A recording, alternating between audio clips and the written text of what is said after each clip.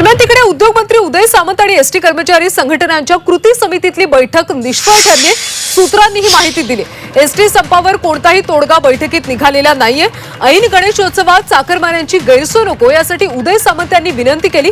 मात्र जोवर मागण्या पूर्ण होत नाही तोवर संपावर ठाम अशी एसटी कर्मचारी संघटनांची भूमिका आहे। त्यामुळे संप सुरूच ठेवण्याचा निर्धार करण्यात आलाय।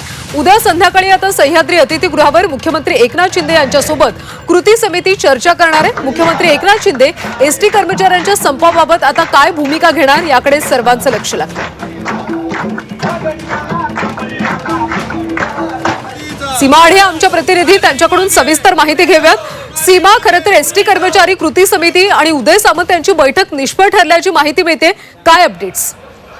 नक्कीच या बैठकीकडे सगळ्यांचं लक्ष लागलेलं होतं की कुठेतरी याची अपेक्षा व्यक्त केली जात होती की या संपाची दखल सरकारने घेतलेली आहे आणि त्यामुळे या बैठकीमध्ये आजच्या बैठकीमध्ये तोडगा निघेल। मात्र सूत्रांकडून मिळालेल्या माहितीनुसार आजची ही बैठक जी आहे ती निष्फळ ठरलेली आहे। कोणताही तोडगा या बैठकीमध्ये निघालेला नाही। ऑगस्टमध्ये ज्या प्रकारे मुख्यमंत्र्यांसोबत बैठक झाली होती आणि त्या बैठकीमध्ये सुद्धा तोडगा निघालेला नव्हता आणि त्याचा परिणाम आपल्याला आज बंदच्या माध्यमातून बघायला मिळत आहे। अगदी तशाच प्रकारे आजची बैठक सुद्धा निष्फळ ठरलेली आहे। उदय सामंत यांनी उपस्थित कृती समितीच्या सदस्यांना विनंती केली की सध्या गणेश उत्सव आहे आणि या दरम्यान गणेश भक्तांची तारंबळ होऊ नये याकरिता तुम्ही तुमचा संप मागे घ्या, तुमच्या मागण्या आम्ही पूर्ण करू आणि त्याचसोबत मुख्यमंत्री एकनाथ शिंदे यांच्यासोबत होणाऱ्या बैठकीमध्ये तुमच्या मागण्या ऐकल्या जातील।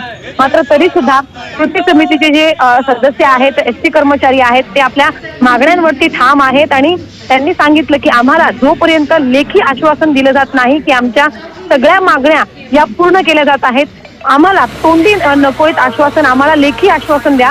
मात्र कुठेतरी आज लेखी आश्वासन देण्यामध्ये सरकार मागे दिसते आणि त्यामुळे आता एसटी कर्मचारी हे आपल्या भूमिकेवरती ठाम आहेत। आता उद्या होणाऱ्या बैठकीकडे सगळ्यांचं लक्ष लागलेलं आहे।